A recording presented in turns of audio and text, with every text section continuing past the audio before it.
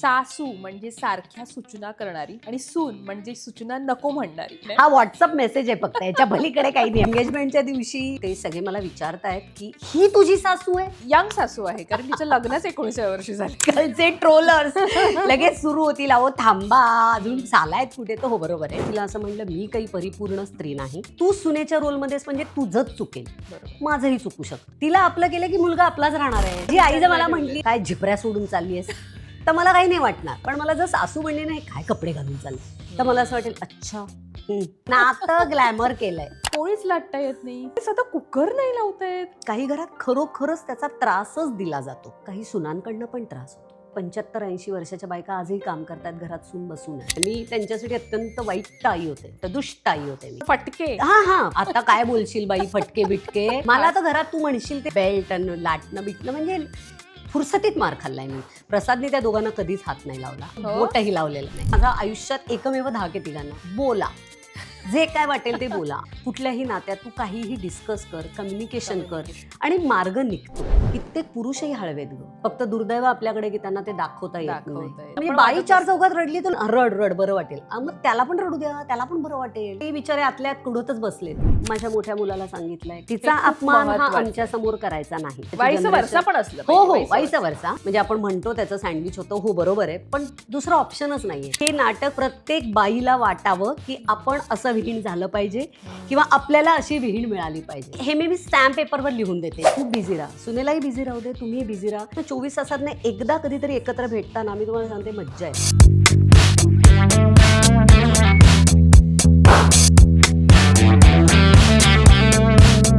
नमस्कार, मी प्रणाली मोरे. अभिजात मराठी फिल्मीच्या थेट बोल विषय खोल या आपल्या पॉडकास्टमध्ये आज आपल्या सोबत आहे प्रसाद ओकची बायको. ही तिची ओळख आता राहिलेली नाही आणि त्यामुळे ते इंट्रोड्यूस करताना मला अधिक छान वाटते कारण ती निर्माती आहे उत्तम, आणि कारण तिने जे प्रोड्यूस केलेले सिनेमे आहेत ते खूप छान चाललेले आहेत, हे महत्त्वाचं आहे. आणि त्याहीपेक्षा अधिक ती छान आई आहे, ती छान गृहिणी आहे.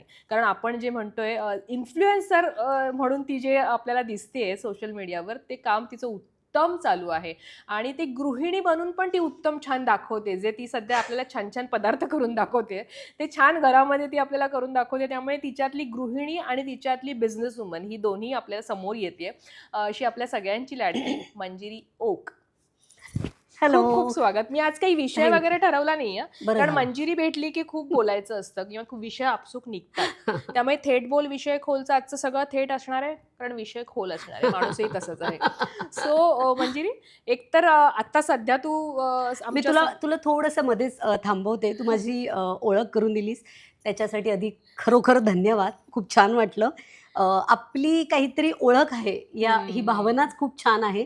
आणि अजिबातच मला प्रसाद ओकची बायको ही ओळख काही खटकणारी नाही वाटली, कधीच नाही वाटली. प्रचंड अभिमानच आहे त्या ओळखीबद्दल. आणि प्लस आता ही ओळख आहे, सो या दोन्हीचा आनंद आहे. फक्त तुझ्या सांगण्यामध्ये की मी उत्तम प्रोड्युसर आहे, जी की मी आहे, बरोबर आहे. पण यशस्वी किंवा माझे पिक्चर खूप चालले तर नाही, अजून प्रवास खूप सुरू झाला आहे. तो हळूहळू चालला आहे. अशी काही मी अजून काही फार मोठी उडी घेतलेली नाही आहे, पण डेफिनेटली एक दिवस नक्की घेईन. निश्चित. पण कसं असतं ना, हे जे जसं मी म्हटलं तसं की कधीतरी आपल्याला कोणीतरी असं इन्स्पायर्ड काहीतरी बोललं की आपण अधिक छान ह्याने आपल्यातला उत्साह अधिक द्विगुणित होतो. आणि अर्थात ती त्यानिमित्ताने तू दिसलीयस आम्हाला बऱ्याचशा तुझ्या प्रोजेक्ट. त्यामुळे कसं असतं की आपण घाबरतो कदाचित की एखादी गोष्ट ऍक्सेप्ट करायला, तसं यशही ऍक्सेप्ट करायला आपण घाबरतो किंवा पटकन आपण बोलायला नको. अजून आपल्याला मोठं व्हायचंय आणि अर्थात ते व्हायचं असतं, तसं तू म्हणालीस तसं. पण आमच्यासाठी तू मोठी झालीस. कारण आधीची मंजिरी ओक पाहिली आम्ही, म्हणजे जी इंडस्ट्रीत तू आम्हाला आधी आणि आत्ता याच्यामध्ये खूप तुफान बदल झालेला आहे अर्थातच. त्यामुळे आमच्याकडनं ते आहेच. थँक्यू प्रणाली. सो मी आत्ता जसं म्हटलं तसं, एकतर लाडकी विहीण योजना नाटक रंगभूमीवर आलेलं आहे आणि त्यात तू स्वतःही कुणाची तरी विहीण होणार आहेस. हे कसं असतं ना, म्हणजे रील आणि रिअल हे जे आपण म्हणतो, एक तर ते शॉकिंग होतं. फोटोज काढून म्हणलं अरे मुलं लहान आहेत अजून आणि हीच किती यंग आहे अजून, हेच दोघे किती यंग आहेत आणि हे सासू सासरे होणार. हा एक मोठा खरंच ही माझ्या मनात आलेली एक प्राथमिक हे असते नाही, अनेकांची आली. त्यावर बोलशील तू आधी. ऑफकोर्स अनेकांनी जे आम्हाला असे आपल्या इंडस्ट्रीतले जे ओळखतात त्यांना काय म्हणूया शॉक असा बसला की अच्छा झाला साखरपुडा झाला असा बसला. पण जे जवळचे नाही म्हणजे फॅमिलीतले नाही आहेत जे प्रेक्षक आहेत त्यांना असं झालं की हे दोघं खूप लहान आहेत, लहान वयात मुलाचं लग्न करतायत का? तर नाही, असं नाही आहे. आम्ही आता आलो म्हणजे त्या मार्गावर आहोत आता मुलाचं लग्न करण्याच्या. अर्थात मुलगा माझा आता 25 वर्षाचा आहे. तर मी काय तो जर्मनीला असतो, तो शिकला तिथेच, तो आता नोकरी करतो. बऱ्यापैकी सेटल आहे अजून, त्याला अर्थात काम खूप करायचं आहे, पण तरीही हळूहळू त्या दिशेने वाटचाल आहे. त्यामुळे असं वाटलं की चला साखरपुडा करूया. त्यामुळे ते खूप खरंच अचानकच ठरलं. म्हणजे आमच्यासाठी ते अचानकच ठरलं होतं आणि अजिबातच ते कुठेही आम्ही त्याचा गाजावाजा करणार नव्हतो. पण आमची मैत्रीण अमृता कानविलकर हिने एक स्टोरी टाकली आणि ते अर्थात ते सगळ्यांना कळलं. वाईट गोष्ट नाही आहे ती चांगलीच गोष्ट होती, शेअर करण्यासाठीच होती. पण माझा मोठा मुलगा जरा ह्या सगळ्या मीडियापासून जरासा लांब आहे आणि तो थोडासा कॉन्शियस असतो. त्यामुळे त्याची अशी इच्छा होती की फार त्याचं मोठं काही करूया नको. पण ठीक आहे, आता ज्यांना कळलं त्यांचे अर्थात आम्ही आशीर्वाद घेऊन पुढे गेलो. निश्चित. आणि कसं आहे पण त्याच ह्याच्यावर काय म्हणतात ते झालं आणि पटकन तुमचं नाटक येते. त्यामुळे मी त्या दिवशी पण तुला म्हणाले अरे खऱ्या आयुष्यात पण तू आता विहीण होणार आहेस आणि नाटक पण येते तुमचं. सो हे पण खूप छान जुळून आलं. तर मला सांग आधी एक ते विहीण म्हटल्यावर ना खूप अशा कोणाची तरी कोणतरी तुझं होणार आहे आणि ते जसं मुलाची आई आणि मुलीची आई थोडा तो हे असतो. मुलीची आई घाबरून असते अरे माझ्या मुलीची सासू कशी असेल आणि मुलाची आई घाबरून असते माझ्या मुलाला तर ही आपलंसं करणार नाही. या दोन भूमिका असतात कारण आपण सगळेच त्यातनं गेलेलो आहोत. मनामध्ये तो एक किंतु असतो. आत्ता या घडीला तुझ्या मनात नेमकं काय चाललंय या सगळ्या विहीण या शब्दाविषयी? सगळ्यात आधी मी पर्सनल लाईफबद्दल बोलते की विहीण जी काय मी झाली आहे ही भावना फार आनंद देणारी आहे. मग ती काय मुलीची आई असो किंवा मुलाची आई असो, आपल्या मुलांचं लग्न होतंय हीच भावना फार आनंद देणारी आहे. आणि तू म्हणलीस तसं आपण स्वतः एक मुलगी असल्यामुळे आपल्या आईनी मुलीची आई ही भूमिका बजावलेली होती. त्यामुळे ते सगळं आपण बघितलेलं असतं. तर अर्थात तू आता मला ओळखतेस त्याप्रमाणे मी काही मुलाची आई वगैरे बनून राहिलेली नाहीये. इनफॅक्ट एंगेजमेंटच्या दिवशी माझी होणारी सून मला सारखी येऊन असं म्हणत होती की काकू ती ना ते सगळे मला विचारतायत की ही तुझी सासू आहे, ही तुझी सासू आहे. ज्या पद्धतीने मी बागडत होते आणि ज्या पद्धतीने मी ते सगळं करत होते तर सगळ्यांना असं एक मुलाची आई वगैरे असं काही राहिलं पण नाही. आता काही असं इनफॅक्ट असं ठेवू पण नाही. जितकं तुम्ही त्या मुलीला तुम्ही शक्यतो प्रयत्न करा. मी फार बुकिश बोलायला जात नाही, पण मला असं वाटतं शक्य तितकं त्या मुलीला आपलंसं केलं की काम फार सोपं असतं. तिला आपलं केलं की मुलगा आपलाच राहणार आहे, तो कशाला कुठे जाणार आहे. सो असं काही ही भावना आत्ता तरी माझ्या डोक्यात नाही आणि देव करो माझ्या डोक्यात ती कधीही येऊ नये. आणि हा योगायोग होता. आम्ही जेव्हा साखरपुडा केला त्याच्या आधीच आम्ही आमच्या नाटकाची सुरुवात केली होती प्लॅनिंगची. सो नाटकाचं नाव नुकतंच ठरत म्हणजे हे नाव आहे असं ठरवलं नव्हतं. एक कामासाठी म्हणून जे आपण वर्किंग टायटल म्हणतो तसं आम्ही काहीतरी ठरवलं होतं आणि काम सुरू केलं होतं. आणि वन फाईन डे आमचे नाटकाचे दिग्दर्शक जे आहेत राजेश देशपांडे त्यांना हे नाव सुचलं आणि तो योगायोग होता. मी लाडकी विहीण योजना करणं आणि मी विहीण असणं. तर भारी माझ्या लाईफमधला हा एक मस्त योग होता. मजा आली मला पण. दोन्ही एकीकडे मी प्रोड्युसर आहे आणि एकीकडे खरी विहीण आहे. सो हे दोन्ही रोल निभावताना मजा येते. रंगभूमीवर आलंय आता नाटक. त्यामुळे मला एकतर ज्यांनी नाटक पाहिलं नाहीये त्यांच्यासाठी खास तू सांगशील आणि ज्या विहीण म्हणून होण्याच्या तयारीत आहेत, विहीण म्हणून काहीतरी त्यांचं बिनसते खुमसते त्यांच्यासाठी तू बोलशील की तुमचं नाटक नेमकं त्या संकल्पनेला किती साजेचं आहे आणि कशा पद्धतीनं त्या लोकांना याची उत्तरं या नाटकाच्या माध्यमातून मिळतील किंवा एक मनोरंजन ते नाटक कशा पद्धतीनं करते. 100% मनोरंजन. कारण कॉमेडी क्वीन निर्मिती सावंत नाटकात आहे. त्यामुळे 100% मनोरंजन.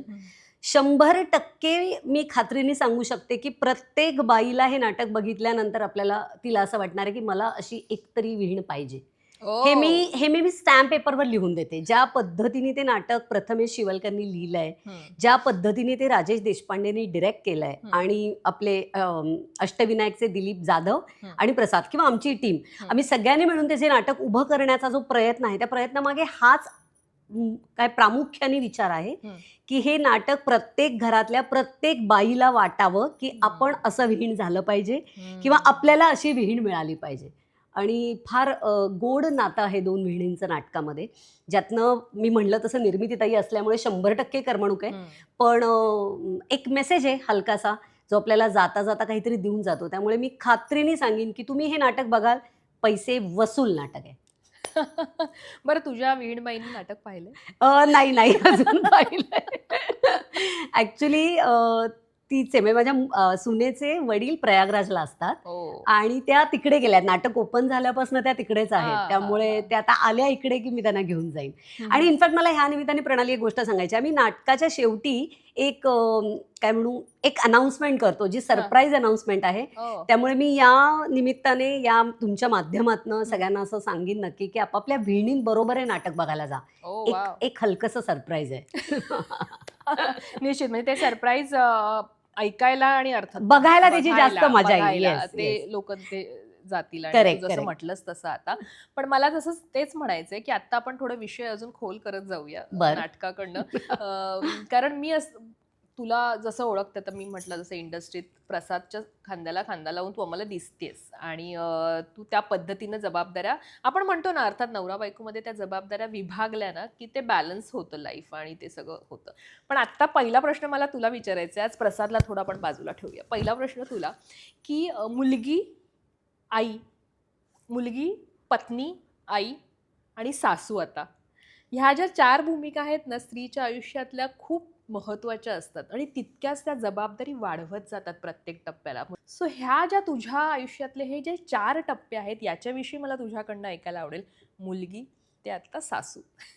याच्यामध्ये एक तुझी स्टेप बोलता बोलता नकळत मिस झाली, ती म्हणजे सून. हो,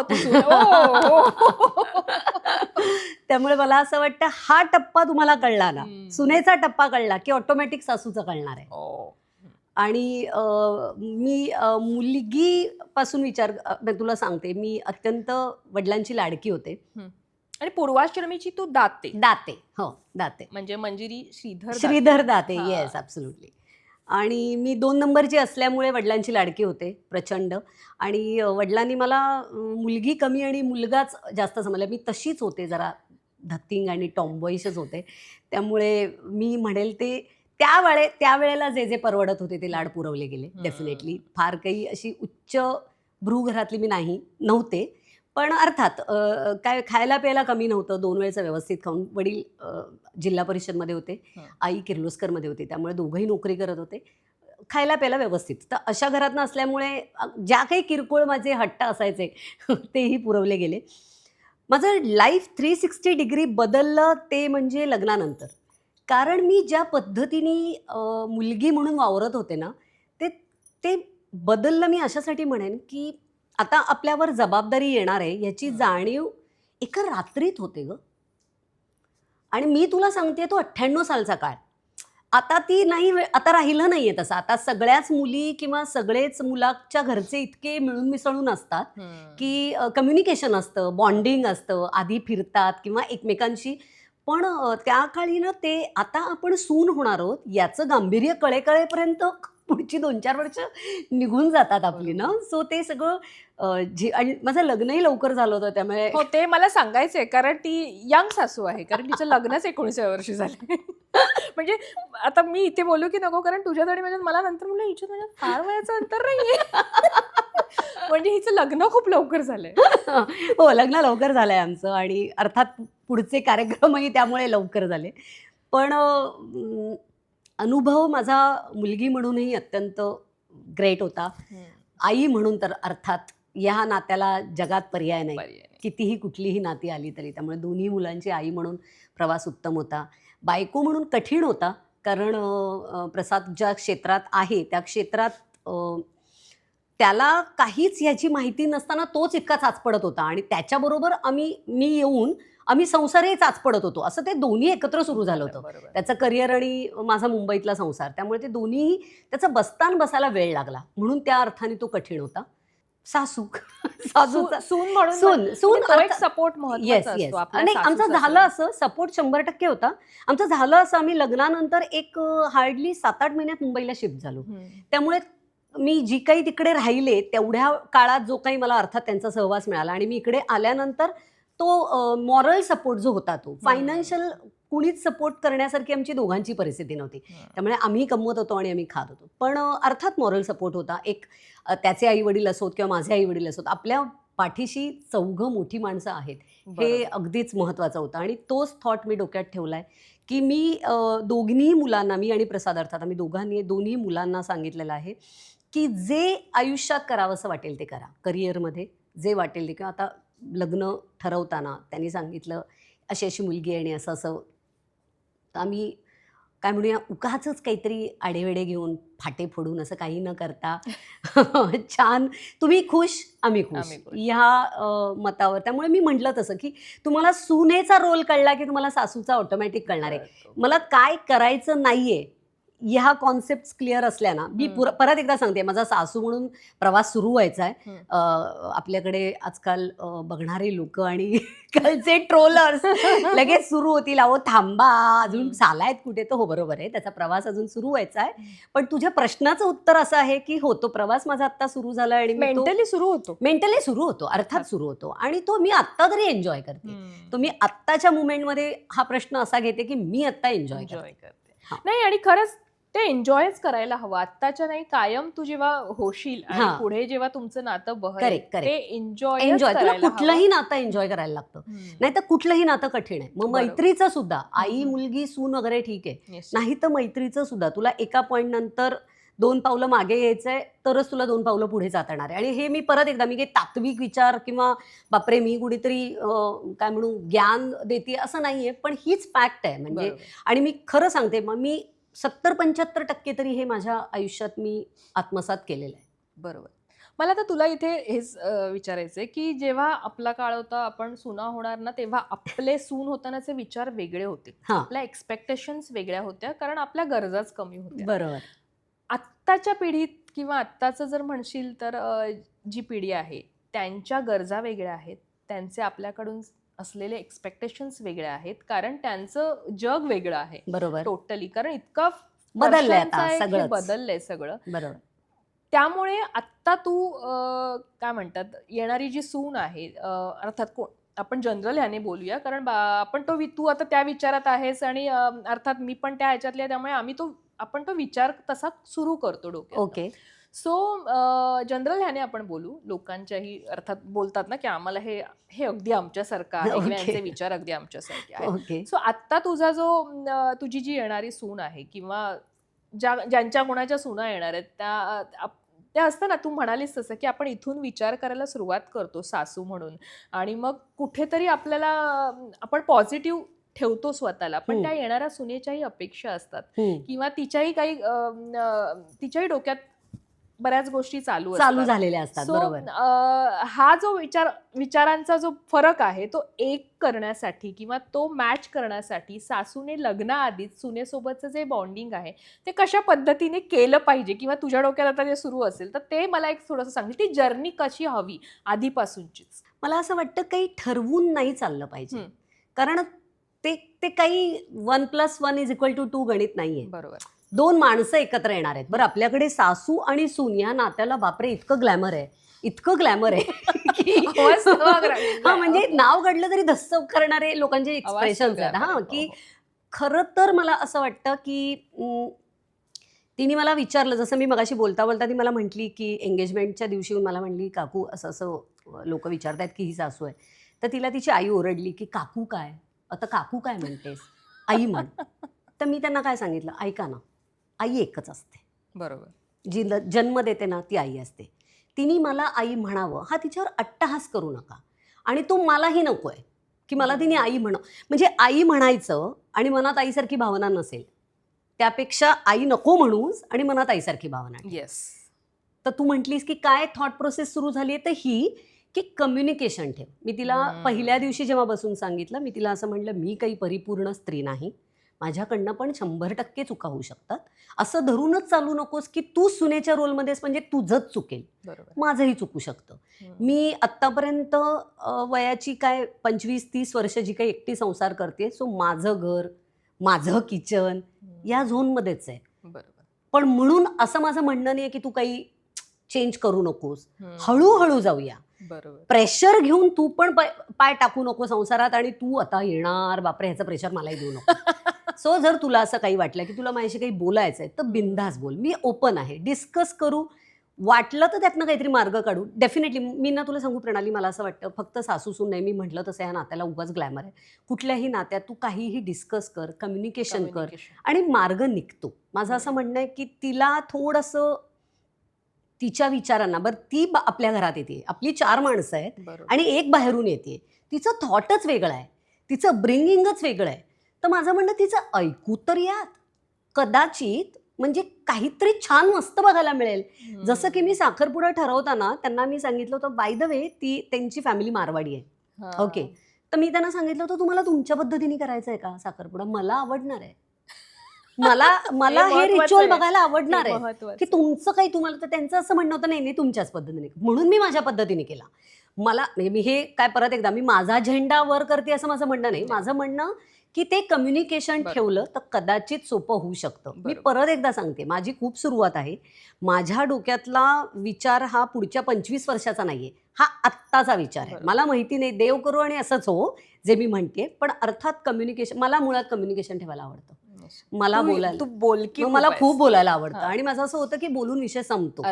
आणि माझ्या दोन्ही मुलांना आणि नवऱ्यांना मी तितकंच, म्हणजे माझ्या आयुष्यात एकमेव धाक आहे तिघांना, बोला, जे काय वाटेल ते बोला. आणि त्याच म्हणजे मला माझ्या सुनेचं नाव रितू आहे, तर रितूला पहिल्यांदा मी जेव्हा सांगितलं की ऐक तुला जर काही वाटलं ना तर तू बोल, तर त्याच्यावर तिचं पहिलं वाक्य होतं, लेकिन आंटी आप म्हणजे तुम्ही ज्या पद्धतीने बोलताय ना त्याचीच मला भीती वाटते की काही वाटलं तरी बोल. म्हटलं मी असंच बोलते. सो हे तू पण समजून घे की माझी बोलायची हीच पद्धत आहे, तर तू बोल, तुला जे काही वाटेल ते बोल, मार्ग निघेल. बरोबर. म्हणजे कम्युनिकेशन इम्पॉर्टंट आहे प्रत्येक नात्यामध्ये. म्हणजे आपण सासूसून घेतलंय, दोन स्त्रिया बोलतायत म्हणून, हो मैत्रिणींमध्ये नाही का हो, अर्थात. पण कुठे आपण किती भांडतो मैत्रिणी, किती मतभेद असतात, पण मला असं वाटतं बोलून विषय संपू शकतो, ऍटलिस्ट डिस्कस करू शकतो. असं नाही होणार की तुला माझं पटेल मला तुझं पटेल, पण बोललोच नाही असं नको व्हायला. बरोबर.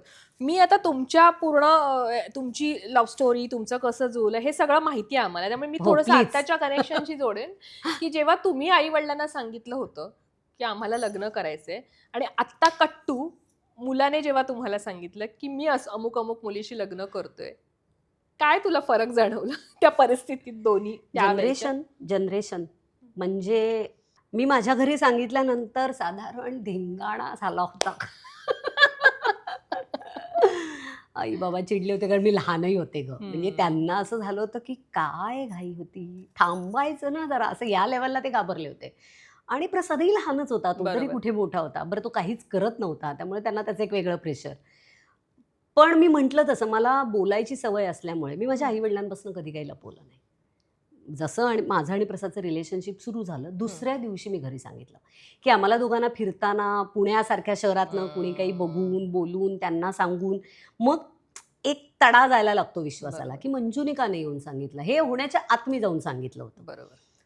तेच माझ्या मुलांनी केलं आणि तीच शिकवण मी त्यांना दिली आहे. बाहेरून मला कळलं ना तर मला जास्त वाईट वाटेल, काहीही, म्हणजे लग्न असं नाही, काहीही मला बाहेरून कळलं तर जास्त वाईट वाटेल. बरोबर. तुम्ही येऊन सांगा, चूक तर चूक, मी मारीन, मी नाही म्हणत मी सोडीन, मी मारीन, पण मला हे समाधान असेल की मुलं माझ्याशी खरं बोलतात. सो हे मी लहानपणापासून केलंय. मी त्यांच्यासाठी अत्यंत वाईट आई होते, दोन्ही मुलांसाठी अत्यंत वाईट दुष्ट आई होते मी.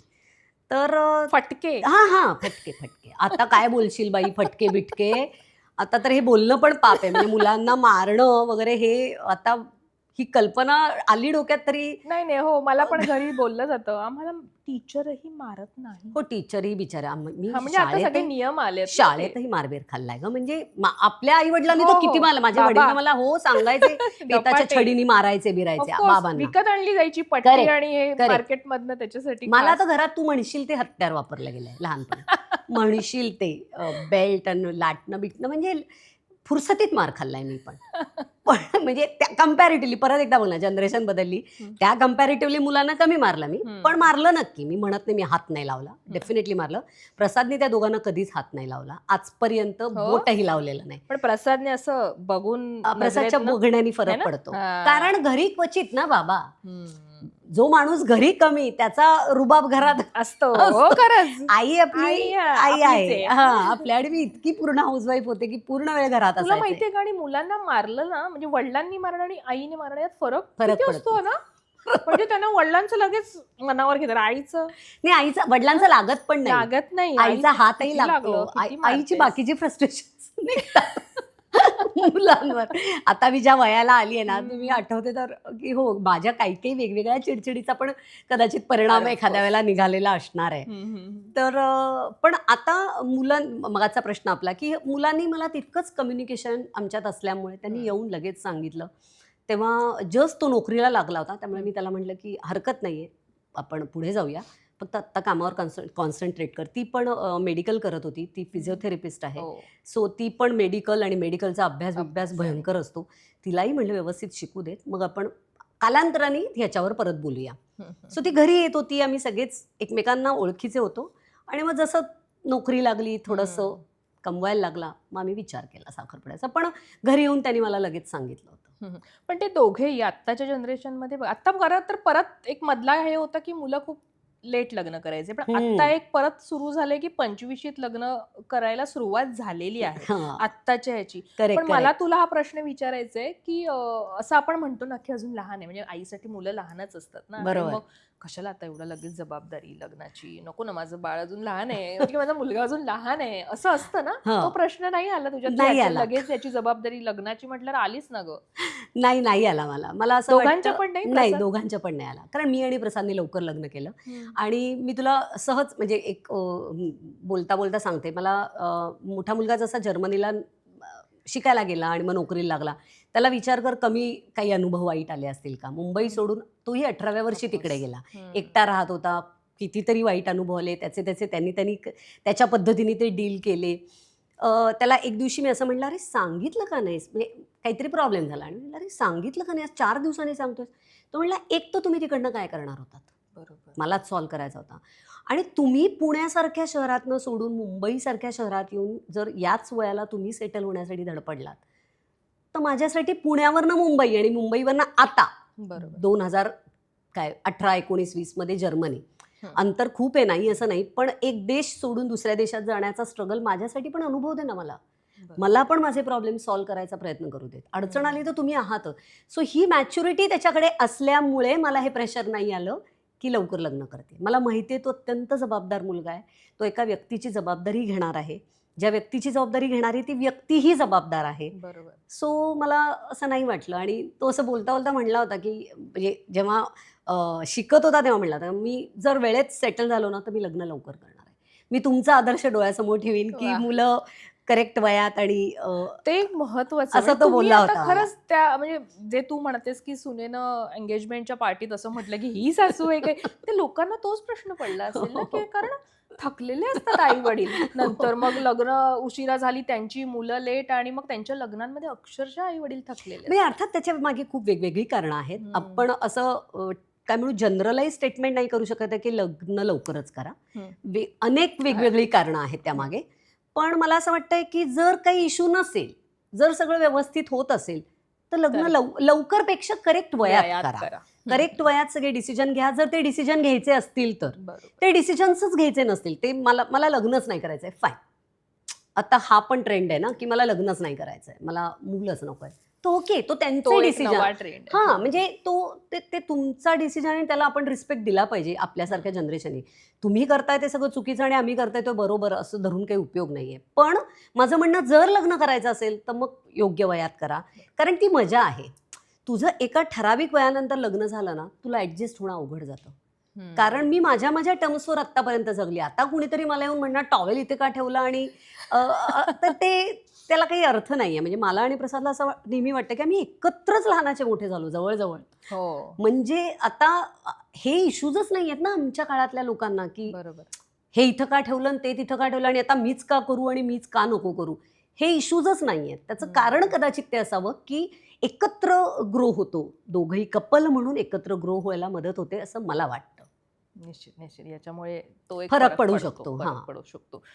आता मी जसं म्हटलं की कम्पॅरिझन केलं आपण की त्यावेळी तुम्ही जे सांगितलं कसं सांगितलं आणि आत्ता तुमच्या मुलाने तुम्हाला कसं नाही, हा जो एक जनरेशन मधला फरक दिसतो आणि कदाचित थॉट प्रोसेस चेंज होते त्याच्यामुळे कदाचित हे झालं असेल.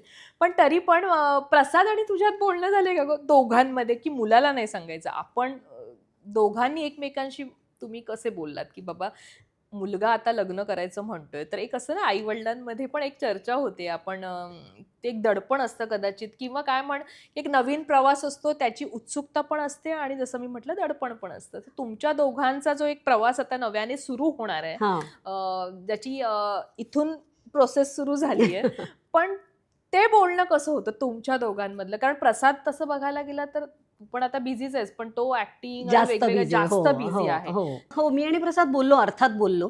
घरात कार्य ठरल्यामुळे. आणि जेव्हा ठरलं असं आमचं की आता साखरपुडा करूया, तेव्हा मी प्रसादशी सेटवरच बोलायला गेले. कारण प्रसाद शूटिंग करत होता आणि तो सलग 3-4 दिवस नसणार होता. त्यामुळे असं ठरलं की जाऊन बोलूया आणि सांगूया. ॲटलिस्ट त्याला तारीख तरी विचारूया, की तारीख दे बाबा, कधी असणार आहेस, काय असणार आहेस. त्यामुळे त्याच्याशी बोलायला गेले. आणि तो तसा काय म्हणूया, आपण म्हणतो पण की मुलीचं लग्न ठरलं की बाप हळवा होतो, मुलाचं लग्न ठरलं की आई हळवी होते. पण मला असं वाटतं की घरातल्या मुलांचं, मुलगा असो किंवा मुलगी, लग्न ठरलं ना, दोन्ही आईबाप हळवे होतात. कारण एक काय म्हणू, आयुष्यातला एक अत्यंत महत्त्वाचा टप्पा आहे ना तो, की मुलगा आता कुणाचा तरी नवरा होणार आहे आणि आपल्या घरात एक व्यक्ती येणार आहे. आणि आता बापरे, हा एवढा मोठा झाला, ह्या सगळ्या भावना त्याला डोळ्यात पाणी आलं एकदम. रिकॅप होतो हां, आधीपासूनचा. त्याला डोळ्यात पाणी आलं. आणि जो प्रश्न मला अनेकांनी विचारला तो त्यांनी मला विचारला, लवकर नाही होते जरा? हो? मी म्हणला नाही, पण त्यांनी दोघांनी ठरवलंय की करूया. सो लग्नाला अजूनही तसे 1-1.5 वर्ष आहे. त्यामुळे 27 होईलच तोपर्यंत तो. पण 25व्या वर्षी आपण साखरपुडा करूया का, असं मी त्याला विचारलं की तुला वाटतंय का? तर तो म्हणला, हो आम्हाला दोघांनाही असं वाटतंय की आता करूया. तर करूया आपण, चला. तर तो म्हणला ओके, दोघंही शुअर आहेत. म्हटलं तू 4 दिवसांनी घरी आलास की जरा बसून परत एकदा बोलूयात सगळे. मग आम्ही सगळी कॉलवरच चाललंय, कारण तो तिकडे असल्यामुळे बसून बोलण्यासारखं असं काही. पण अर्थात प्रसादशी माझं बोलणं झालं, जरा हळवा झाला होता. पण पण असंच ना ते तसं हे सगळं. आणि एक आता असं असतं ना की आपण एखादा म्हणजे आता सध्या आपण बघतो की सुना नॉर्मली वर्किंगच, आधी पण तो एक जमाना होता की सुना वर्किंग होत्या, पण आत्ताचं वर्किंग हे अवर्स आपण बघता ते वर्किंग अवर्सच वेगळे असतात. होय होय. आणि बऱ्याचदा तू असं ऐकलेस, कदाचित आपण ऐकून असतो की अनेकदा सासूने जरी नोकरी केलेली असली तरी बऱ्याचदा ती 9 to 5 काइंड ऑफ केलेली असेल आणि आत्ताची जी सून आहे तिला तासांचे काही हे नसतील. बरोबर. सो ते असतात ना खटके. आम्ही पण नोकरी केली आहे. नाही, खटके असतात का नाही मला माहित नाही. आमच्याकडे मी जेव्हा सून होते, माझ्या सासूबाई नोकरी करत होत्या, शिक्षिका होत्या त्या. आणि त्यांचा पण 9 ते 5 असा जॉब नसायचा. त्या 2-3 शाळांमध्ये गाण्याच्या शिक्षिका होत्या. त्यामुळे त्या 2-3 शाळांमधनं जाऊन दुपारी असायच्या घरी, पण त्या नोकरी करणाऱ्या होत्या. म्हणजे माझी आई काय, माझ्या सासूबाई काय, त्या काळातल्या ह्या बायका जेव्हा अशा इंडिपेंडंट काय म्हणू बायका होत्या ना, हे ऐकायला खरोखर भारी वाटतं आता. सुदैवाने म्हण किंवा म्हणजे अनेकांना ते दुर्दैव वाटेल, पण मला काही ते दुर्दैव वाटत नाही, की आमचं लग्न झाल्यानंतर हा मी घेतलेला निर्णय होता की मला घरी राहायचंय. कारण प्रसादचं क्षेत्र असं होतं की तो अजिबातच वेळ देऊ शकणार नव्हता. त्यामुळे मी घरी होते. त्यामुळे मी नोकरी केली नाही. मी मुंबईत आले तेव्हा नोकरी केली पहिली 2-3 वर्ष. जसा मोठ्या मुलाचा जन्म झाला मग मी नोकरी सोडली. त्याच्यानंतर मी पूर्ण घरी होते. त्यामुळे मला हे ऐकायलाच नाही मिळालंय. त्यामुळे मला हे ऐकायलाही मिळालं नाही आणि माझा यावर काही विश्वास नाही आहे. माझं असं म्हणणं आहे फक्त की आत्ताच्या मुलींना जर कामाला वेळ लागतोय तर तो लागतोय. त्याला काहीच नाही करू शकणार आहोत आपण. म्हणजे हे का आमच्या काळी ते होतं आणि आता हे काय आम्ही हे मुलांना पण नाही ऐकत प्रणाली. म्हणजे मी सून तर सोडच ना, आम्ही मेणबत्तीच्या दिव्यामध्ये अभ्यास केलाय आणि तुम्हाला असं आम्ही नाही ऐकवत कधी. बरोबर कारण नाही मुळात ते ऐकवण्यासाठीची ती जनरेशन तयार नाही. बरोबर ते बोलून आपली व्हॅल्यू कमी कशाला करून घ्या. म्हणजे मोठी माणसं का सांगतात हे, कारण आम्ही हे केलंय तुम्हाला हे करायला लागू नये. पण आता ती ऐकण्याची जनरेशन नाही राहिली आहे. ते इतके क्लिअर आहेत, त्यांना काय हवंय माहितीये, त्यासाठी त्यांना काय करायचं हे माहितीये आणि त्यांची धडपड आहे. ते अत्यंत कष्ट घेणारी ती पिढी आहे. असं नाहीये की त्यांना पण ऐकता हवंय. मग मला असं वाटतं त्यांच्या थॉट प्रोसेसला आपण मॅच नाही ना केलं तर मग आपण मागे एकटे पडणार आणि मग ती गॅप तयार होते. आई वडील मुलगा सून किंवा आई वडील मुलगा आई वडील मुलगी. तुम्हाला त्यांच्या बरोबर जावं लागणार आहे. 2 पावलं मागे येऊन जावं लागणार आहे. सो मला असं वाटतं की हा डायलॉग माझ्या घरात आला नाही त्यामुळे मला माहित नाही की इतका वेळ हा काय हा दुसरी एक अशी गोष्ट, आता तू उत्तम सुगरण आहेस. हा म्हणजे तुझे आता युट्यूब चॅनल आहे स्वतःचं तुमच्या दोघांचं आणि आम्ही त्याच्यावर वेगवेगळे पदार्थ पाहत असतो आणि तुला आवड आहे ती बेसिकली. आणि आत्ता असं असतं ना, मुलींना कदाचित बऱ्याचदा आवड नसते, वेळ नसतो किंवा आईकडे अर्थात आपणही आपल्या आईकडे ते सगळं करत नसतो. करेक्ट हा आणि हळूहळू खूप वर्षांनी तो आपल्यात बदल दिसतो की म्हणजे कट्टू तो Correct. चेंज दिसतो, तो अनुभवातून आलेला बदल असतो. करेक्ट पण तरी सुद्धा ना, मला असं तुला इथे विचारायचं की बऱ्याचदा ना सासवांच्या अपेक्षा या सुरुवातीच्या काळातच असतात. पोळीच लाटता येत नाही, गोलच येत नाही किंवा अरे साधा कुकर नाही लावता येत, चहा असा मिळमिळत का केलाय, आम्हाला स्ट्रॉंग चहा लागतो. हे डायलॉग ना आजही घराघरात ऐकायला मिळतात, आजही. म्हणजे हे मी ऐकते म्हणून हा मला एक तुला विचारायचंय की हे सहज येणारे हे असतं, म्हणजे याचा काही सुनेला छळबिळ नसतो, पण कसं असतं ना, ऐकवणं असतं. बघ ना, तुझ्याच प्रश्नात उत्तर काय आहे की ते ऐकवणं असतं. हम्म, मग ऐकायचं, त्यातनं जमलं तर शिकायचं आणि पुढे जायचं. हम्म, मी नाही म्हणत सोडून द्यायचं, म्हणजे ह्या कानाने ऐकून ह्या कानाने सोडून द्या असं मी नाही म्हणत आहे. हम्म, घरातली मोठी व्यक्ती आहे ना, हम्म. असं माझं असं म्हणणं. मी तुला सांगू का, माझी आई मला हे खूपदा बोलली, सासूबाई सोड. आपण आईकडे ऐकायचो पण Correct. आपण ते मनावर नाही घेत, आई बोलतीये. करेक्ट, नातं ग्लॅमर केलंय, इतकं सिम्पल आहे. सासू सुनाला आपण सासूला ग्लॅमर केलंय आणि की आईला माझी आई जर बिचारीला मला ठेवलंय. म्हटली ना लहानपणी किंवा त्या काय टीन एज मध्ये की हम्म. काय झिपऱ्या सोडून चालली आहेस, तर मला काही नाही वाटणार. पण असं मला नाही, मी अशीच जाणार. ते फॅशन आहे. पण मला जर सासू म्हणली ना हे काय कपडे घालून चालले, तर मला असं वाटेल अच्छा. सो त्याला काही नाही का, त्याला मला असं वाटतं की परत एकदा मी असं नाही म्हणत, अनेक मुलींना ह्याचा त्रास सहन करायला लागतो, वेगवेगळ्या पद्धतीने निश्चित. करायला लागतो. हम्म. आणि ऑन अ सिरियस नोट की काही घरात खरोखरच त्याचा त्रासच दिला जातो. हम्म. पण काही घरात ना काही सुनांकडनं पण त्रास होतो हो, आणि हे आपण नाकारू नाही शकत. नाही शकत. मी जेव्हा सून होते तेव्हा जर मला ही बाजू पटत होती, तर आता मी जर सासू होतीये तर मला ती बाजू पण दिसतीच आहे की ग. बरोबर. अनेक बायका आजही कित्येक वयाच्या, म्हणजे मी अशा बघितल्यात 75-80 वर्षाच्या बायका आजही काम करतात, घरात सून बसून आहे, ती काही करत नाहीये, घरातला स्वयंपाक पण नाहीये ते करता, निश्चित. ती कामावरनं येऊन स्वयंपाक करते. कित्येक बायका, म्हणजे गोरगरिबाच्या पण असू देत नाही तर मोठ्या घरातल्या पण असू देत, कित्येक सासवा अजूनही कामं करतात. काम सोड, काहीतरी विणकाम करतील, काहीतरी घरातल्या घरात युट्यूब चॅनल कित्येक बायकांचं आहे. करतायत. कित्येक हो. मोठमोठ्या वयाने असलेल्या बायकांचं चॅनल. म्हणजे बघ ना, हे परत एकदा नातं काय, घरातलं वातावरण काय आहे, घरातलं तुमचं इक्वेशन काय आहे, बॉन्डिंग काय आहे, त्यावर ते आहे. म्हणजे ते जर ऐकवलं जातंय तर ते सुनांकडनं पण खूपदा ऐकवलं जातंय. सुना पण काही ठिकाणी हट्टी आहेत, कमी नाही. कमी नाहीये. मला असं वाटतं ते दोन्हीकडनं आहे, ते नातंच दोन्हीकडनं आहे. ते वन साइडेड असायला ते आई मुलीचं नातं नाही की तू कितीही बोल, माझं तुझ्यावर प्रेम आहे. आई आपली अशी असते ना की तू कितीही बोल, मला तू माझं ऐकलं तर नकोय, मी तुला बोलणार आणि माझं तुझ्यावर प्रेम आहेच आहे. तर ते नातंच जरा असं असल्यामुळे माझ्या नशिबाने माझी सून उत्तम सुगरण आहे. ओ वा. आणि आणि फा- तुला मग छान छान मारवाडी पदार्थ खायला खूप मिळतात. मारवाडी तर ती करतेच, पण ती मराठी इतकी शिकली आहे. हो. आता आम्ही म्हणजे गणपतीत तिने उकडीचे मोदक माझ्याकडनं शिकले भरपूर. वा. हा मोठा, म्हणजे बऱ्यापैकी नाही, तिला खूप आवड आहे. इनफॅक्ट आता मला शिकणं महत्वाचं. Yes, आवड आवड असणं. महत्वाची. आवड असणं. तिला आवड आहे, तिला ते करायचं आहे, हम्म. करते. काही गोष्टी फसतात पण परत करते मराठी पदार्थ. बाकी तिच्याकडचे तर ती उत्तमच आता करते. सासूचं चॅनल ती साठी करत असेल ना? आज हो, काय हो, तू हो, टाकलंयस हो, हो, व्हिडिओ? अर्थात, याच्यावरनं कमेंट येतात तिच्या हो, तुला? हो. तुम्ही हे घातलंच नाहीत मला आजपर्यंत. ही आता मी घरात टेरेसवर खूप काय-काय झाडं हं. भाज्यांची वगैरे लावली आहेत ना, हां. तर ती भाजी तिला दिसली की ती विचारते की शेंगा आल्या झाडाला? पाठवल्या नाहीत मला, सांगितल्या नाहीत मला. सो असे मेसेजेस येतात तिचे. तुला आत्ता जसं तुझं नातं बहरतंय किंवा सुरू होते, तुला तुझ्या सासूसोबतचं नातं जरी तुम्ही एकत्र राहिला नसलात, तरी ते कशा पद्धतीने बहरत गेलं किंवा ते टप्पे आता इथे शेअर करशील तर मला ऐकायला आवडतील. अगदी सांगेन मी तुला. माझं ज्या काळात लग्न झालं ना, हं. सासू-सुनेच्या नात्यात मैत्रीच नव्हती. ती हं. सासू होती, मी सून होते. हं. आणि माझं लग्न लवकर झालं होतं. हं. पण माझ्या सासूबाईंचं लग्न उशिरा झालं होतं. हो. त्यामुळे म्हणजे त्यांच्या वयाच्या हं. उशिरा झालं होतं. हं. त्यामुळे अर्थात त्यांना प्रसाद उशिरा झाला. हं. त्यामुळे त्यांच्या आणि माझ्या वयामध्ये खूप अंतर होतं. आपण एक जनरेशन गॅप म्हणतो माहिती आहे? बरोबर. तर हां. ती म्हणजे माझ्या आईच्या आणि माझ्या मोठ्या बहिणीमध्ये जितकं बॉन्डिंग होतं, हं. तितकं माझ्या आईची बॉन्डिंग कमी होतं. हं. एक मोठी जनरेशन होती ना परत. जनरेशन गॅप असतो. तर माझी सासू तर अणिकच मोठी होती. हं. सो आमच्यात मैत्रीचं नातं नव्हतं. हं. आम्ही कधीच बसून मला नाही असं वाटत आहे की मी जितकं आत्ता बोलते की बोललं पाहिजे किंवा मी जितकी बडबड त्याही खूप बडबड आहेत. प्रचंड बडबड आहेत.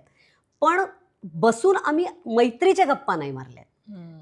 त्या ऑलवेज एक दरारा राहिलाय. ऑलवेज एक सासूचा सासूचा धाक राहिलेला आहे घरात. सो नातं म्हणशील तर अर्थात सुरुवातीला तर मी घाबरायचेच, खूपच हो? म्हणजे हे लग्नाच्या आधीचं की लग्नानंतर? आधी पण नंतर पण. आधी पण आम्ही जेव्हा फिरत होतो तेव्हाही आणि नंतरही काही वर्ष. पण परत एकदा अर्थात हळू-हळू आपलंही वय वाढतं, मुलं होतात, मोठी होतात. त्यामुळे त्यांनाही कळतं की आता ह्यांची मुलं मोठी झाली आहेत. आता आता काय काय? सो त्यांची वय होतात. त्यामुळे हं. हळू ते नक्कीच सगळं. अनुभवाने आपण पण प्रूव्ह करतो ना आणि त्यांना पण बरं वाटावं, त्यांनाही आमच्याविषयी अभिमान वाटावा असा एक आमचा बरोबर. पण एक प्रवास झाला. हं. आमचं काय म्हणू, मला चहाही करता येत नव्हता. ते मी आत्ता जे करते ते. हे त्यांनीही हे खरंच? हो, मला चहा पण करता येतो. माझी आणि प्रसादची पहिली भेट म्हणजे आमचं जमल्यानंतर दुसऱ्या-तिसऱ्यांदा जेव्हा तो घरी आला, तेव्हा तेव्हा प्रॉपर असं कांदेपोहे वगैरे असं नाही, नाही, नाही, नाही नाही, ना? नाही, नाही, नाही, नाही. एकटा मित्रांबरोबर जेव्हा ओ, घरी हो, आला हो. ओके. आणि आमचं रिहर्सल नाटकाची संपली आणि घरी आला होता. हं. तर माझी आई ऑफिसला मी म्हटलं तसं नोकरी करत होती. तर मग ती नव्हती. तर आता तर घरी आल्यावर काहीतरी विचारलं पाहिजे हे संस्कार ना. येत काहीच नव्हतं, पण विचारलं तर पाहिजे. तर मी म्हटलं, "चहा किंवा कॉफी काय पिणार?" तर तो म्हटला, "कॉफी." तर म्हटलं, "मला येत नाही, पण मी ट्राय करते." ओके. आणि तेव्हा असं YouTube वगैरे नव्हतं ना? काहीच किचनमध्ये नव्हतं. जाऊन चोरून माझ्याकडे मोबाईल आईकडे बघितला? रुचिरा नावाचं पुस्तक होतं. हां. जे मी पुस्तक घेऊनही आले लग्नानंतर आणि त्यात बघूनच मी खूप वर्ष स्वयंपाक बनवला. पण त्याच्यात चहा-कॉफी काहीच नव्हतं. नाही ना, म्हणजे त्याच्यात भाज्या चहा-कॉफी बेसिक असतं ना. नाही आता लोकांना सांगायला हो, हो, मग आता त्याचेही व्हिडिओज आहेत ना गं. बरोबर. हो. की तेव्हा परफेक्ट चहा कसा करेक्ट, बनवायचा, करेक्ट. परफेक्ट हा कॉफी चहा, कशी तो चहा बनवायची. असे येस, येस, 50 येस. प्रकार आहेत आता. हो, हो, हो. साधा चहा कुठेच नव्हता ना, कुणाला विचारणार? हं. तर मी घेतलं पातेलं. आता रोज आईला बघत होते त्यामुळे एक बेसिक नॉलेज हां, होतं. बघून. कशात काय घालायचं म्हणजे आता हं. चहामध्ये काय पोहेच घालायचे. एवढी बिनडोक मी नव्हते ना. हां. चहा पावडर हं, घाला वगैरे. हं. ज्या पातेल्यात मी कॉफी करायला घेतली, हां, ते पातेलं आदल्या दिवशी आईने अर्थात ते भाजीचं पातेलं होतं. हां. ते धुवून पालथं घातलं होतं. हं. पण ते भाजीचं पातेलं असल्यामुळे त्याला एक तेलाचा, भाजीचा, मसाल्याचा एक वास असतोच. होता. हां, हां. कॉफी केली, कॉफी गाळली आणि कॉफी जेव्हा मी अशी कपातनं घेऊन गेले, त्याच्यावर असा तेलाचा तवंग ही माझी प्रसादला मी दिलेली पहिली डिश आहे. त्याचं असं झालं, काय मसाल्याची कॉफी केली? हे का? आणि तिखट लागत होती गं तिथनं. ओह! तेव्हा मला बरं त्यालाही कळलं नाही, मलाही कळलं नाही, की बिनसलं काय आहे. हं. घरी आल्यावर आई म्हटली, "अगं ते भाजीचं पातेलं होतं. त्यात कशी कॉफी केली? चहा-कॉफीची भांडी वेगळी असतात." "ओ अच्छा, त्याची भांडी वेगळी असतात." या लेव्हलला होते गं मी. त्यामुळे तिथपासून आत्तापर्यंत जे काही चालू आहे, बॅक टू द पॉइंट, की त्यामुळे त्यांचं आणि माझं इक्वेशन हळू बदलत गेलं डेफिनेटली. हं, हं, हं. आणि ते नंतर जेव्हा हळू-हळू बदलत गेलं, त्यातली कुठली गोष्ट सासूबाईंच्या वागण्यातली किंवा त्यांच्यातल्या झालेल्या बदलातली तुला एक सून म्हणून आवडली? त्या खूप काय म्हणूया, माणसं धरून ठेवणं, माणसं प्रेमाने जोडणं, येणाऱ्यांचं अगत्य करणं. हं. सो हे मला डेफिनेटली काय म्हणू त्यांच्याकडनं घेण्यासारखं आहे, की त्यांनी जॉईंट फॅमिली होती आमची. त्यांच्या जावा, त्यांचे दीर सगळे एकाच ठिकाणी राहत होते. खूप मोठं कुटुंब पाहिलं आहे त्यांनी. त्यामुळे सतत माणसांची वर्दळ, मग त्यांची पोरं, त्यांच्या सुना, असं ते एक वाढतच गेलेलं कुटुंब आहे ना. त्यामुळे एवढ्या माणसांमध्ये राहून, एवढ्या शिकलेल्या, नोकरी करणाऱ्या, पण एक खंबीर अशा उभ्या राहूनही त्यांनी माणसं जोडून संसारही एकदम असा निगुतीने करणं, ही घेण्यासारखीच गोष्ट आहे. निश्चित. पण आता जे असतं ना, आपण आपल्या आईकडनं काही गोष्टी घेतो आणि आपण आपल्या सासूकडनंही काही गोष्टी शिकतो. मंजिरी आईकडनं काय शिकली ह्याच्याबद्दल तू सांगशीलच, की कोणत्या गोष्टी आपण घेतल्या, ग्रॅब केल्या, आपण आईकडनं घेतो आणि सासूकडनं कोणत्या 2 गोष्टी घेतल्या? माझ्या आईकडनं मी अत्यंत निर्भीडपणा, अत्यंत काय म्हणू, एक बेधडकपणा, होईल, करू, चुकू पण करू, काही झालं तरी करू. माझी आई अत्यंत खमकी होती आणि इतकी काय म्हणू, स्वतःच्या टर्म्सवर तिने तिचं आयुष्य फुलवलं होतं आणि कमाल बाई होती माझी आई. फारच फारच धमाल होती. माणसांचा गोतावळा, प्रेम आणि सगळंच तिने ते फार सांभाळलं होतं. आणि सासूबाईंकडनं मी प्रसादच घेतला नाही का गं आता. ज्याने माझं आयुष्य परिपूर्णच झालं. तर आता आणि वेगळं काय त्यांच्याकडे आणि घेऊ. इतका चांगला मुलगा हो. जोडीदार म्हणून आम्हाला दिला. खरंय. नाही तेच. आता मी तुला एक विचारेन, की निर्माती म्हणून तू आता स्वतः इथे आहेस. पूर्णपणे तुझा एक प्रवास वेगळा सुरू आहे. गृहिणी म्हणूनही तू त्याच पद्धतीनं काम करतेस आणि ते सगळं सांभाळतेस आणि हे करतेस. मला तुला विचारायचं आहे, की प्रत्येक टप्प्यावर तू बदलत गेलीयस. तू आज जर मागे 10 वर्ष किंवा 15 वर्ष, 20 वर्ष जाऊन मागे बघशील, तर तो मंजिरीचा जो प्रवास आहे, त्या मंजिरीचा, त्या आत्ताच्या मंजिरीचा, यातला तुला एक मोठा बदल तुझ्यामध्ये कोणता जाणवतो, जो आवर्जून आज तुला सगळ्या स्त्रियांसोबत शेअर करायला आवडेल? माझ्याकडनं एक बारीकशी चूक झाली असं म्हणू शकते मी, की मला असं वाटतं की मी आत्ता जी आहे प्रणाली, तीच मी माझ्या यंग एजमध्ये होते. सेम. हां. पण मधला जो एक काळ येतो ना आपल्या आयुष्यात, प्रत्येक बाईच्या ना वेगवेगळ्या टप्प्यावर वेगवेगळे स्वभाव होतात. तू लक्षात तुझ्या आलं असेल तर, हो. लग्न झाल्या एक होतं, लग्नाला काही बरं. वर्षांनी होतं, पोरं थोडीशी मोठी झाल्यावर होतं. वेगवेगळ्या काळात स्वभाव बदलत जातात बायकांचे. तो एक जो मधला काळ होता ना, तो खूपच असा काय म्हणूया, मनाला लावून घेणारा किंवा दुःख वाटणारा, कुणीही काही बोललं तरी लागणारं, एक सोशिक होऊन गेला, कुणी काही बोलतंय आणि ऐकून घेतेय, असा माझा एक मधला काळ गेला. आणि जो मला असं वाटतं, तो त्याच्यावर काम जर मी केलं असेल कुणाच्या मदतीने, तर प्रसादच्या मदतीने केलं मी. मला कळतच नव्हतं ते हँडल, कारण ही मी नाही आहे आणि मी अशी का होतीये, मला का असं वाईट वाटतंय, मला का मनावर येत, म्हणजे कुणीही काही बोललं तरी का मला फरक पडतोय असं. म्हणजे मला रस्त्यातनं कोळी, जिच्याकडनं मी मासे घेते, ती जर मला काही एकदा बोलली तर मी ओक्साबोक्शी 2 दिवस रडत होते प्रणाली. हां. सो हळूहळू मला आता कळतंय, की तुमच्या त्या काळातल्या इमोशनल अप्स अँड डाऊन्समध्ये तुमच्या बरोबर कोणीतरी असणं अत्यंत गरजेचं आहे. बरोबर. तर मला असं वाटतं त्यावेळेला प्रसाद होता, म्हणून मी त्याला फाईट करू शकले कदाचित. आणि परत मी जी आत्ता आली, ती पहिली जी होती ती आली. नाहीतर मला अवघड गेलं असतं. नाहीतर मग यातनंच डिप्रेशन येतं, यातनंच एकटेपणा येतो, यातनंच आपलं कोणीच नाही, संसार आहे की संसार, मरगळ येते, काही करावंसं वाटत नाही. त्यामुळे जोडीदाराची साथ खूपच गरजेची आहे. मग ती बाईसाठी पुरुषाची किंवा पुरुषासाठी बाईची गरजेची आहे. कम्युनिकेशन. तुला काय होतंय कम्युनिकेट करा आणि त्या बाईचं प्लीज ऐकून घ्या घरातल्या. तिचं म्हणणं ऐकून घ्या. तो प्रॉब्लेम रोजचा असेल, तुझं ना रोजचं झालंय, हो रोजचा असेल, पण रोज ती स्वयंपाक पण करते ना, रोज ती मुलांना पण वाढते ना, रोज ती सासूचं पण करते ना. मग रोज ते जर करते तर रोज हे पण ती करते, तर काहीतरी तर कुठेतरी आत तिच्या काहीतरी गडबड होत असेल ना.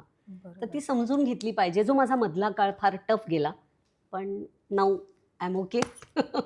आणि मला असं वाटतं तो फरक हा आहे, की 10 वर्षांपूर्वीची जी मी आहे, ती मला असं वाटतं मी आता परत स्वतःला सापडली. बरं, मला आता तुझ्या जोडीदार म्हणून हा शब्द काढलास, की आता मुलालाही त्याची पार्टनर मिळाली.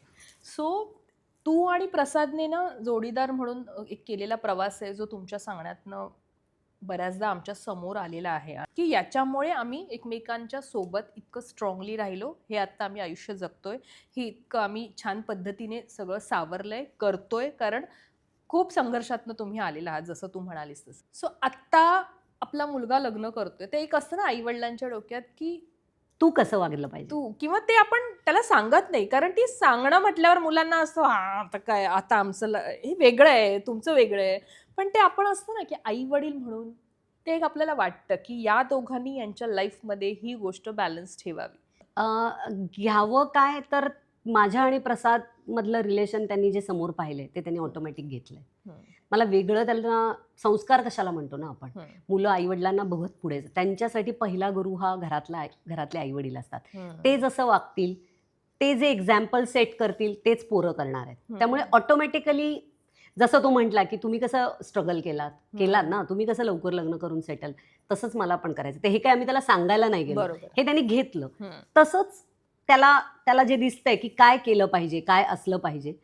पण तू म्हणतेस असं की आपण सांगायला नाही जात, पण मी सांगते. मी माझ्या मोठ्या मुलाला सांगितलंय, काहीही झालं तरी तिला आमच्यासमोर ओरडायचं नाही, तिचा अपमान हा आमच्यासमोर करायचा नाही. आणि दुसरी गोष्ट तो मुळात आत्ताची जनरेशन पण असलं हो वाईस वर्सा. आणि आत्ताची जनरेशन अशी की खरं तर त्यांना हे कळतं, त्यांना हे नाही कळत असं नाहीये, पोरही आता समजूतदार आहेत. पण म्हणलं तू काय म्हणू, हे आमचं ठरलंय असं पण असता कामा नये. घरात मोठी लोक आहेत, घरातल्या मोठ्या लोकांना तिचे आई वडील असतील, आम्ही असू, म्हणजे त्याच्यात इन्व्हॉल्व करून घेतलं पाहिजे. भले निर्णय तुम्ही घ्या, चांगल्या वाईटाची जबाबदारी तुमची असेल, त्याच्यात आम्ही इंटरफेअर नाही करणार की असं करा आणि असं करू नका, असं नाही सांगणार. पण ते आम्हाला माहिती असलं पाहिजे, हे डेफिनेटली मी सांगते. सो आम्हाला सांगू नका वगैरे हे शब्द माझ्या ऐकूनच घेणार नाही. लग्न करताय ठीक आहे, पण हे बेसिक गोष्टी आहेत ज्या घरातल्या लक्ष्मीचा रिस्पेक्ट हा झालाच पाहिजे, घरातल्या बाईचं म्हणणं ऐकून घेतलंच पाहिजे. ते दोघांमधलं बॉन्डिंग टिकून राहण्याचं कुणाच्या हातात आहे तर बिचाऱ्या नवऱ्याच्या हातात आहे. त्याला काही पर्याय नाही. म्हणजे आपण म्हणतो त्याचं सँडविच होतं, हो बरोबर आहे, पण दुसरा ऑप्शनच नाही आहे. हे छान ठेवायचं असेल तर त्याला मधला जो दुवा आहे तो असाच हँडल करावा लागेल की हिच्यासमोर ह्यांना आणि ह्यांच्यासमोर हिला शक्यतो नाहीच काही बोलायचं. बरोबर. तुझ्या मुलामध्ये प्रसादचे कोणते गुण आलेत आणि तेच त्याला नवरा म्हणून त्याच्या बायको बरोबर वावरताना ते फायद्याचे ठरते, तुला काय वाटतं? तू एक ऑब्झर्वेशन मला सांगशील? धाडसी आहे खूप. प्रसाद मला खूप सरप्राइजेस देत असतो, तसा तो अजिबात देत नाही. त्यामुळे हे मला वाईट वाटतं. आणि काय गुण आलेत तर मला असं वाटतं की लहान वयाच्या मनाने खूप समज आहे त्याला. त्याच्या वयाच्या मनाने, प्रसादच्या ज्या वयात त्याच्या अंगावर जबाबदाऱ्या पडल्या होत्या त्या मनाने त्याला जेवढा समजूतदारपणा हवा होता तेवढा डेफिनेटली त्याच्यात होता. त्याला तरी कुठे काय माहित होतं संसार वगैरे. पण त्या काळात मुंबईत येऊन त्यांनी ज्या पद्धतीने धाडसाने ते सगळं केलं त्याच पद्धतीने आज सार्थक तिकडे करतोय. तो डेफिनेटली प्रसादमधला हा मोठा गुण आहे त्याच्यामध्ये. आणि तुझ्यामधला? माझ्यामधलं सगळं आहे त्याच्याकडे. आणि जास्त वेळ तुझ्यासोबत हो. आणि पहिलं मूल असतं ना का ते, त्यामुळे ते जरा ऍक्च्युली धाकट्यामध्येही माझ्यातलंच जास्त आहे. पण तरी मोठा मी आता मोठ्याचा विषय निघालाय म्हणून मोठ्याबद्दल सांगते. शेअर करायचं असतं सगळं, त्या वेळेला बोलायचं असतं. आत्ता मला बोलायचं आहे, सो सांगायचं असतं सगळं. खूप डिस्कशन्स खूप करायचे असतात सगळ्यावर. मग पॉलिटिक्स असेल आणि क्रिकेट असेल आणि पिक्चर्स खूप बोलायचं असतं. तसा तो खूप शांत आहे. पण एक दोन माणसं सोडली तर बोलत नाही तो, पण ज्याच्याशी बोलतो त्यांच्याशी खूप बोलतो. सो माझ्यातलं सगळं आलंय त्याच्याकडे. आणि बायको बरोबर राहताना किंवा तिच्या बरोबर संसार करताना या तुझ्यातल्या गोष्टी त्याने घ्याव्यात, तर ती गोडी वेगळी असेल त्यांच्या आयुष्यात. सरप्राइजेस दिले पाहिजेत. नाही ग. आणि ती बिचारी इतके सरप्राइजेस देत असते त्याला काय काय, आणि त्याच्यावर रिॲक्शन. तुला माहितीये सरप्राईज देणं जितका मोठा टास्क आहे ना, तो घेणं पण एक मोठा टास्क आहे. तो अनेकांना घेता पण येत नाही बघ, रिॲक्शनच येत नाही. तसा आहे सार्थक. ती बिचारी देत असते पण तो असा जरा गांगरून गेलेला असतो एकदम. तो ती करत असते बिचारी. मग मी जरा मध्ये मध्ये कर काहीतरी असं. पण हे हवं ना, सासूकडनं पण हवं किंवा आईकडनं. म्हणजे त्याची आई आहे तिची सासू, हवं तर ते नातं अधिक फुलं जातं. पण मी काय म्हणते, तू आता एवढी बिझी आहेस, एवढं सगळं तुझं पण सुरू आहे, स्वतःचं ज्वेलरी ब्रँडचं हे पाहणं किंवा निर्मिती मध्ये प्रसादला हे करणं, तू मला वाटतं त्याच्या असिस्टंट म्हणून अजून काम करते ना. हो. तिथे तो एक हे नाहीयेत निर्माती म्हणून. नाही. काय माहिती, ऑटोमॅटिकली ती इक्वेशन चेंज होतात. कारण तिथे आम्ही प्रोड्युसर पण नसतो. जेव्हा प्रसाद डिरेक्ट करतो बरेचदा, तिथे समजा जर आम्ही प्रोड्युसर नसू तर मी कुणाला तरी, तो अन्सरेबल आहे ना, मग मी त्याला अन्सरेबल असणंच भाग आहे. हम्म. हा, ती फिल्म जेव्हा मी प्रोड्यूसच करत असू तिथे मी त्याला असिस्ट करतच नाही, तेव्हा मी प्रोड्युसरच असते. सो बरोबर. इक्वेशन्स बदलत राहतात प्रोजेक्ट वाईज.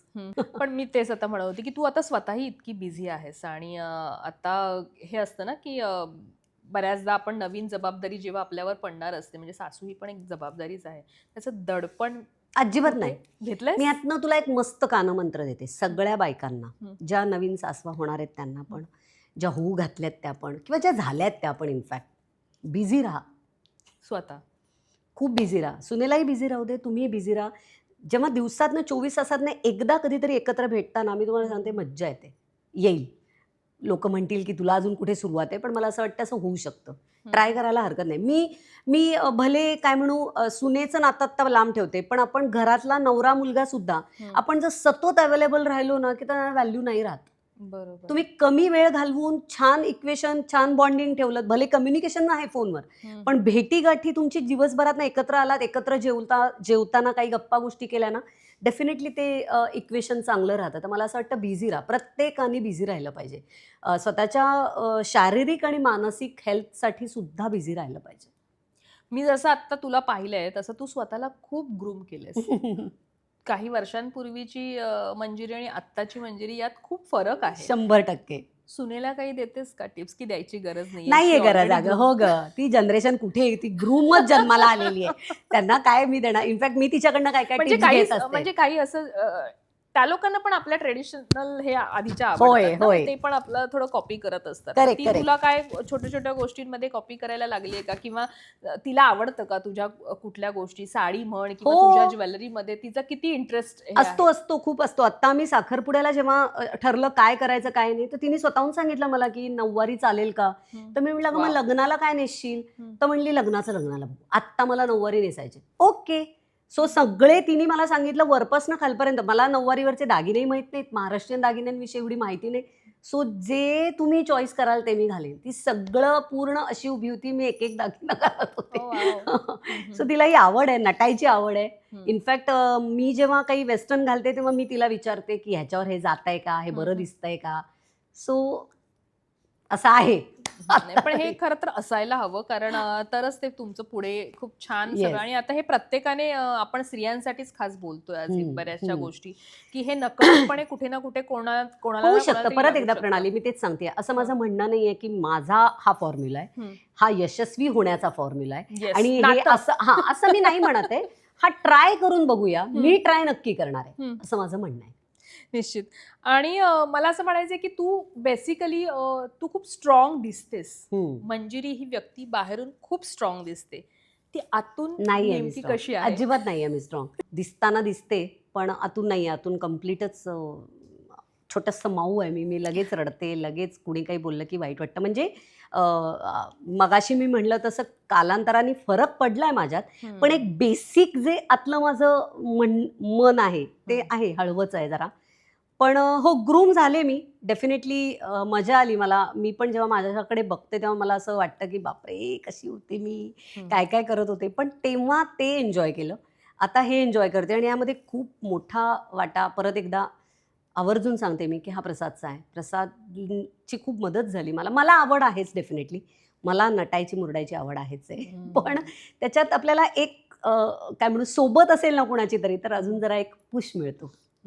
ते ग्रूमिंगचं झालं. पण मी आत्ता आपण हा मुद्दा थोडासा मला तुझ्याकडून अजून जास्त तू जसं म्हणालीस की मी बाहेरून स्ट्रॉंग दिसते पण मी आतून तितकी नाहीये. पण अशी जेव्हा गोष्ट असते तेव्हा तुला असं वाटतं की ते नुकसान असतं किंवा ते त्याचा काय, म्हणजे त्याला तिथे काय बॅलन्स करायला पाहिजे? कसलं नुकसान नाही. आतून जर तुम्ही हळवे असाल तर जसं तू म्हणालीस तसं की कोयणीने पण बोलल्यावर मी 2 तास रडत होते किंवा 2 दिवस रडत होते. सो हे कुठे कुठे आजच्या जगामध्ये आपल्याला ते कशा पद्धतीनं टॅकल करायला हवं ही गोष्ट. बस तेवढंच आहे की तुम्हाला ते टॅकल करायला पाहिजे. ते काही चुकीचं आहे, ते वाईट आहे, इमोशन्स आहेत ना, सगळ्याच इमोशन्स आहेत आणि त्या सगळ्यामध्ये असतात. त्या वेगवेगळ्या प्रसंगाला वेगवेगळ्या बाहेर येतात. सो तुला जे हँडल करता येत नाही ते बाहेर येतं, बरोबर. जे हँडल करता येतं ते आत राहतं. म्हणजे अनेकांना राग हँडल करता येत नाही आणि तो त्याचा उद्रेक होतो. पण तुझ्या रागामुळे समोरचा दुखावला जाणार असेल आणि समोरच्याचं नुकसान होणार असेल तर ते डेफिनेटली वाईट आहे. बरोबर. स्वतःचंही अर्थात नुकसान होतंय त्यामध्ये, पण आता तुझ्या नुकसानाचं तुलाच पडली नाही तर आम्ही काय सांगू? पण निदान समोरच्याचं तरी करू नको, दुसऱ्याचं तरी नुकसान करू नकोस. तसंच आहे या म्हणजे इमोशनली हळवं असणं किंवा वीक असणं ही वाईट गोष्ट नाहीये, पण त्याच्यावर काम डेफिनेटली करायला पाहिजे. ते केलंच पाहिजे. आजकालच्या जगात नाही, कुठल्याही मागच्या, पुढच्या, इथून पुढच्या कुठल्याही काळात माझं असं म्हणणं आहे, की पुरुष असो किंवा स्त्री असो, तुला ते टॅकलच करावं लागतं. कित्येक पुरुषही हळवेत हो. गं. कित्येक पुरुष हळवेत. खूप फक्त दुर्दैव आपल्याकडे की त्यांना ते दाखवता येत नाही. दाखवता येत तर नाही. ते बिचारे आतल्या आत कुढतच बसलेत की. पुरुषांना व्यक्त होता येत नाही व्यक्तच असं होत आहेत आणि व्यक्त व्हायला गेले की त्यांना कमजोर समजलं जातं. कमजोर म्हणून ते रडणं जे हां, म्हणतात ते हां. रडू शकत नाही करेक्ट. त्यांना म्हणजे पण बाई वाटत चार असतं. चौघात रडली तर लोकांना आतून बरं वाटतं आणि म्हणतात पण रड रड बरं वाटेल. मग त्याला पण रडू द्या, त्याला पण बरं वाटेल. मोकळं होत. ती इमोशन आहे, ती बाई पुरुष बघून नाही दिली आहे देवानी. बरोबर. ते रडणं आहे तर रडू द्या, पण आता आहे हे आपल्याकडे, असं काय करणार? बरं आजचा आपला एक तर लाडकी विहीण योजना नाटकापासून जो सुरू सुरू झाला जो रील पासून आपण रिअलमध्ये आलो आणि बराचसा त्या भोवती आपण बोललो. पण मला तुला म्हणूनच एक जाता जाता असा एक प्रश्न विचारायचा आहे. माझ्याकडे 3 प्रश्न खास आहेत वेगळे, पण त्याआधी एक असा प्रश्न. नॉर्मली ना मी असं ऐकलंय की सासू आणि सून, तुला यावर काय म्हणायचं ते म्हणून मी एक त्यांची व्याख्या ऐकली. सासू म्हणजे सारख्या सूचना करणारी आणि सून म्हणजे सूचना नको म्हणणारी. चाल घ्या, असं काही नाही. यावर तुझं काय म्हणणं आहे? हा व्हॉट्सअप मेसेज आहे फक्त, याच्या पलीकडे काही नाही माझं म्हणणं. व्हॉट्सअप फॉरवर्ड येतात ना, पंच टाकायला काहीतरी, बस हां. एवढंच आहे, असं काही नसतं. बरं आता स्त्रियांसाठी खास हे प्रश्न आहेत म्हणजे ॲज अ ह्युमन आणि ॲज अ वुमन तू व्यक्त हो.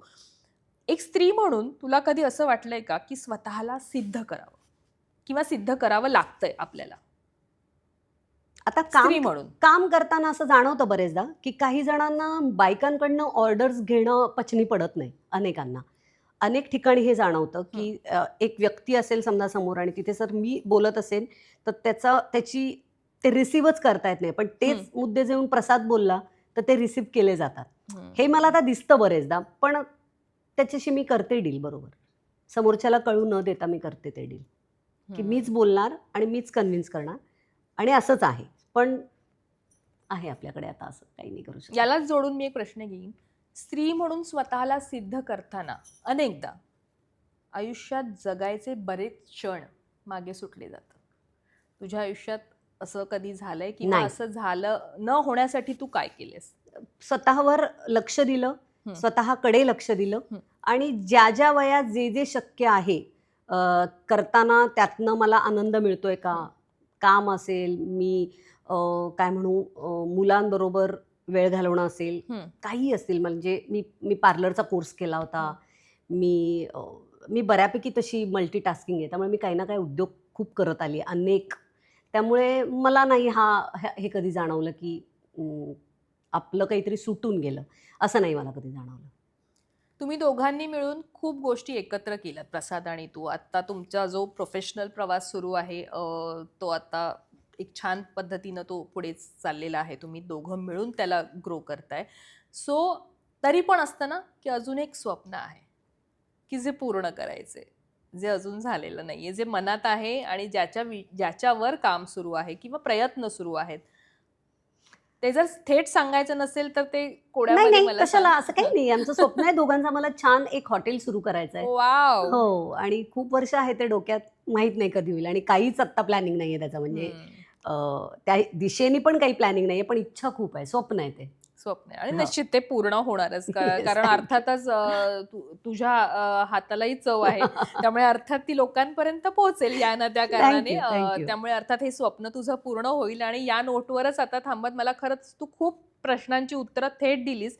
बऱ्याचदा मला इथे एक जाता जाता तरी विचारायचं, आपला ट्रोलिंगवर एक मुद्दा झाला की आपण जेव्हा एखादी गोष्ट मनापासून बोलतो, आपल्या मनात खूप चांगला हेतू असतो आणि आपण ते बोलत असतो, कारण आपला तो स्वभाव असतो. पण आज सोशल मीडियाच्या या व्यापामुळे म्हणूया, जगामुळे म्हणूया, त्याचा जो व्याप वाढलाय त्याच्यामुळे म्हणूया, की बऱ्याच जण खूप गोष्टी टीका टिप्पणी करून तुम्हाला कुठेतरी खाली ओढण्याचा प्रयत्न केला जातो किंवा उगाचच तुमच्याकडे, तुम्हाला ओळखतही नसतात लोक, तरी टीका करतात. मला असं वाटतं जाता जाता तू यावरही बोलावंस, कारण आत्ता आपला बराचदा विषय तू खूप खूप काळजीपूर्वक काही स्टेटमेंट्स केलेस, त्यामुळे मला असं वाटतं की यावर बोलावं. जे जे इंटरव्ह्यूज देतात म्हणजे माझ्यासारखे अनेक लोक जे द्यायला येतात ते मनापासून जेव्हा बोलतात तर दाखवताना पण ते तितकंच मनापासून आणि प्युरिटीने दाखवलं गेलं पाहिजे. त्याच्या छोट्या छोट्या क्लिप्स काढून त्याच्यावरची वेगळी हेडिंग्स देऊन जर ते बाहेर TRP साठी बाहेर काढलं तर लोक जे बोलतायत ते त्यालाच धरून बोलतायत ना. बरोबर. सो मी लोकांना दोष देणार नाही. हा एक मुद्दा. म्हणजे वरचं वाचून ज्याच्यावर जे बोलतायत त्याला मी दोष देणार नाही.